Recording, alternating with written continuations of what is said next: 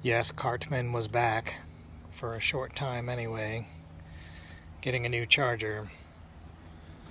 The Zivan charger that came with this thing, which was not waterproof and not really adjustable, has been removed and replaced with an Elcon. Let's see if I can see the charger here.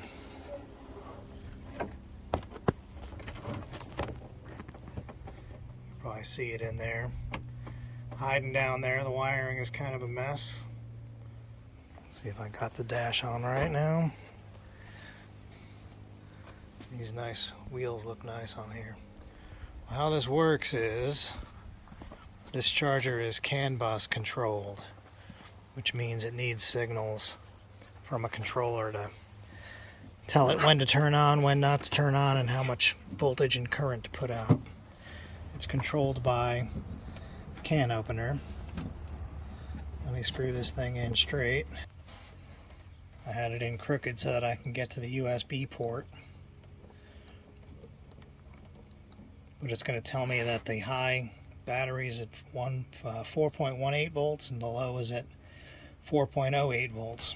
100 millivolt difference or so. Not too bad considering this cart. And when we go plug it in,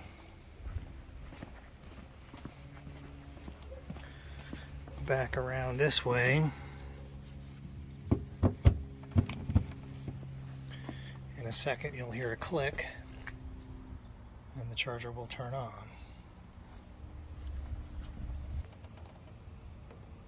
Back on CANOpener,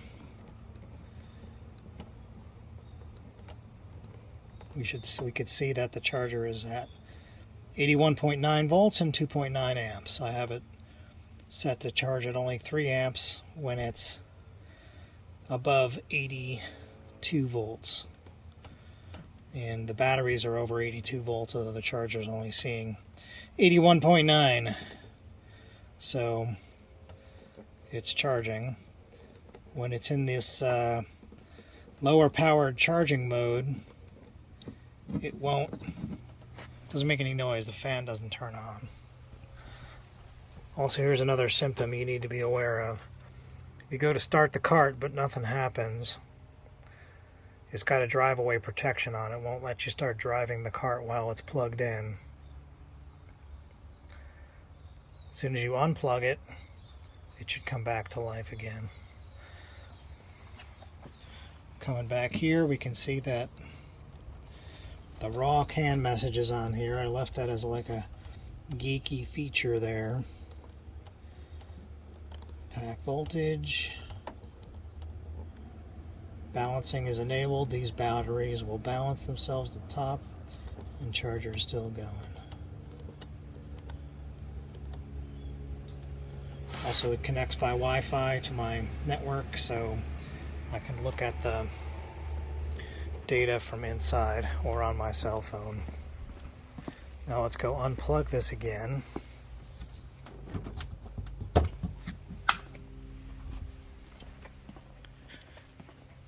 When we go back to the screen, you will not have the charging screen anymore.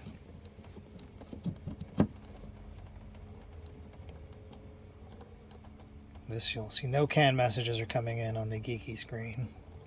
But also you can't even get to the charging screen anymore because it's not there. And the cart should turn on now. It does. So that's it.